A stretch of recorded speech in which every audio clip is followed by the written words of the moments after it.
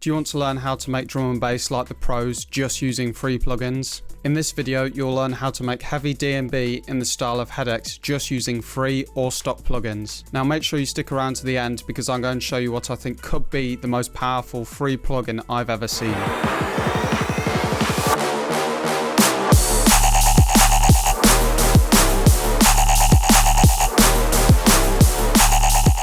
Before we get into it, if you want to get access to the files from this video, as well as exclusive sample and preset packs, unreleased music, in-depth tutorials and more, make sure you click the top link in the description. But enough of that, let's get on with the video.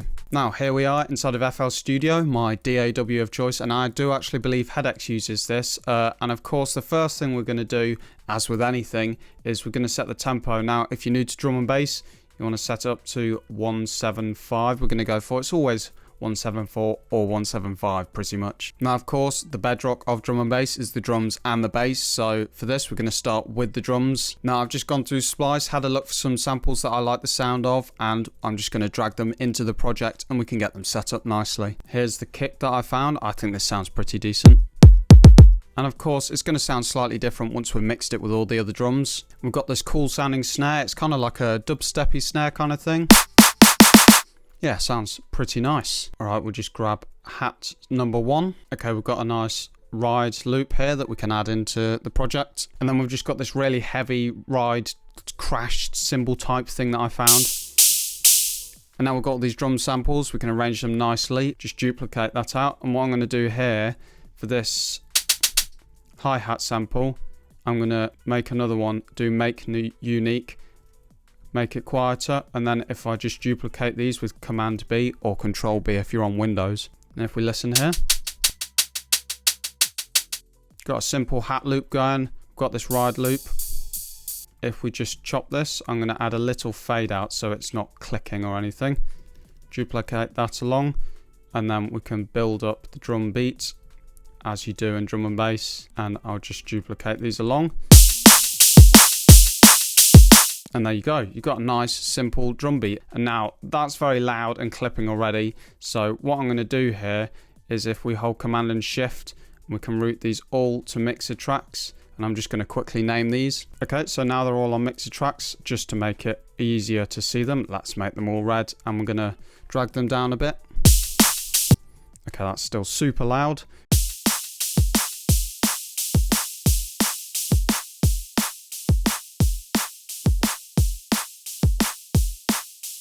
Just do some basic leveling here. And yeah, you've got a pretty decent basic drum beat going. Now, if we just take this track here, and I'm going to call this drum bus, and what I can do here is insert a new track, and we'll assign this to the drum bus. Select all of these again, right click and press G, it will group them all to the drum bus, and just to make it recognizable, we'll just make it a darker red color. And now what this means is that we can go in and add some effects to the overall drum bus to kind of glue all the drums together. And what I'm actually going to do is just make this kick a bit shorter, because the tail was just a bit long for my liking. So in terms of the drum bus effects, if we're looking at free and stock plugins, I'm going to use Fruity Soft Clipper, I think. One thing I forgot to do, of course, very important, select all these tracks and route them to the drum bus. And now we can use the Fruity Soft Clipper to glue them all together. Yeah, I think that's sounding pretty decent. I'm just going to add a few touches. So on the snare, let's grab some distortion. So we've got this Fruity Fast Distort. Okay, that's sounding decent, except it's a bit much.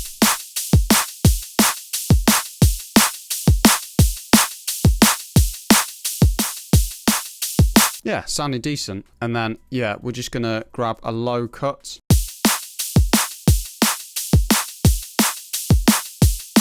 And add a very slight boost to this snare here. And then we can copy this across to the hats because we don't want unwanted low end. We can do the same onto the ride.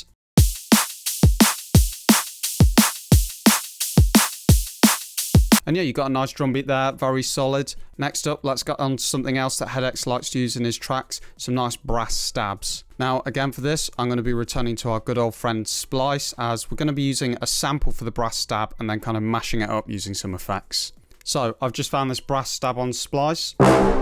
We don't want it as a sample.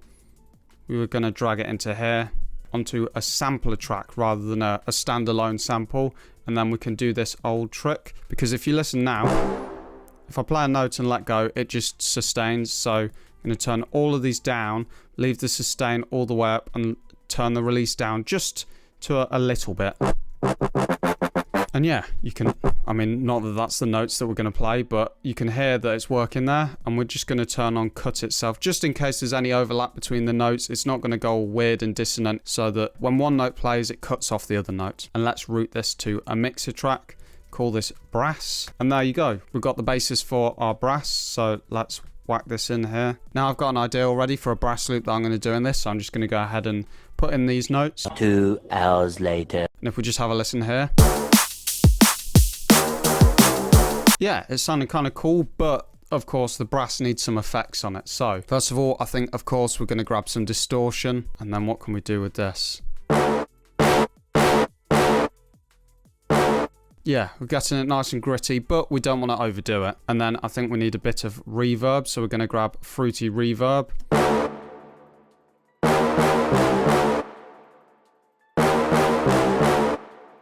Yeah, sounded decent. And then another great free plugin that we can add to this is OTT by X for Records, who makes Serum.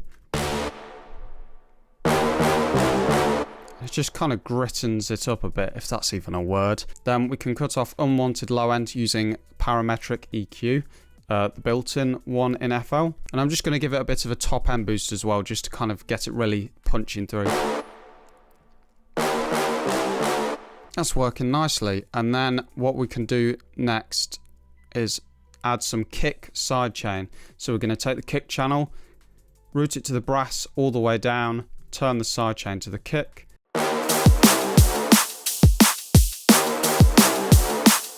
And of course, we're going to have a sub bass for the brass as well in the drop, so it doesn't sound as naff, but we're not going to do that just yet. We're going to get to that in a sec. The next step after the brass, probably the thing that you've all been waiting for, is the main bass. Now for this, we're going to use the free synth Vital. It's very similar to Serum, which I'm sure you probably have heard of, except Vital is free, which is pretty amazing considering how good it is. Now, for the main bass, I've actually gone through and already made something. I spent quite a while figuring out the different settings and stuff, but yeah, I'm going to talk you through what I've got going on here. So, we've got these two oscillators. We've got Jaw Harp and Drink the Juice. I don't know why they're called that. And then, of course, we've got an LFO, which is controlling a whole bunch of things. So, you can see here, we've got it on the levels for both oscillators. Oscillator A down 2 octaves, oscillator A down 1 octave. And then we've just used these time skew warp mode things just to kind of make it sound a bit more interesting. And then if we move on to the effects, we've got some chorus, which you can go through and copy all of these effects. Yeah, some chorus, a phaser, a filter, multiband compressor, some delay, some EQ, and some distortion. And of course, if I go through what we've got these assigned to, so the chorus mix is assigned to LFO1, the distortion driver is assigned to LFO1, and the EQ low cutoff is also assigned to LFO1. And yeah, that will give you a sound something like this. Now this sounds decent, but we can make it sound a lot better by just using some decent free plugins. So the first one we're going to use is the kilohertz, I don't know how you're supposed to say it, formant filter. This is a great free plugin. And I'm going to turn the lows off for this. And turn it down a bit because that's quite loud. And yeah, I think we can have it somewhere around here. Next up, we're going to grab an EQ, just cut off some low end, just any unwanted low frequencies. And then we can grab saturation knob, which is a great free plugin. It's a bit of a pain to install, but like I said, it's really good, worth the time. Just turn that up a bit, just so it's saturating it, getting it sounding a bit more gritty, a bit more nice. Then we can add some basic reverb.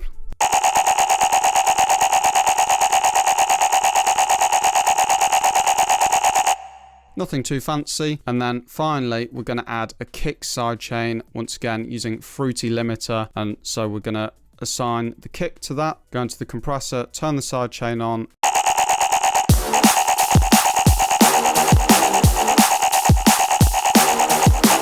And yeah, it's sounding decent. And then you can see here that we've got a fairly basic bass pattern going, which works quite well with the brass.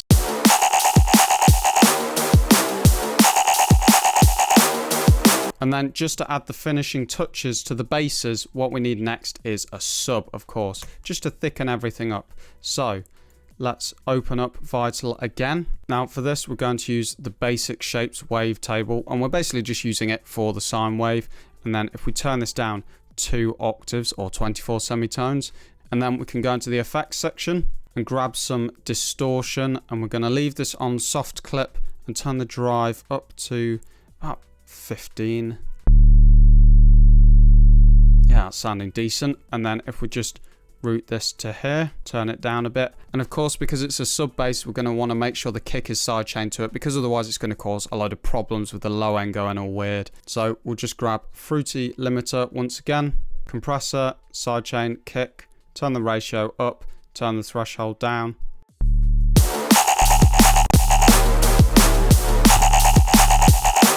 And now if we just copy this pattern, whack it onto the sub bass,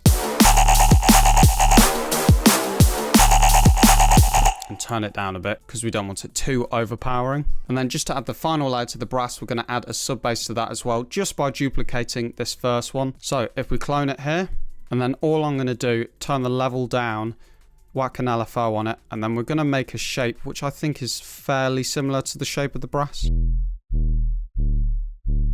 And then what we can do is copy this brass pattern, make a new pattern, put it in there. And yeah, we've got the basis of a pretty decent drum and bass track here. Of course, you can go and add more bits in the build up. What I would do if I was going to make this into a full track, take the brass pattern, add it to the intro, and you can add some filters, low pass, reverb, automate them, do a similar thing with the drum pattern, add in some new elements, and you can see what you've got. But yeah, if you've been following along, you should have something like this.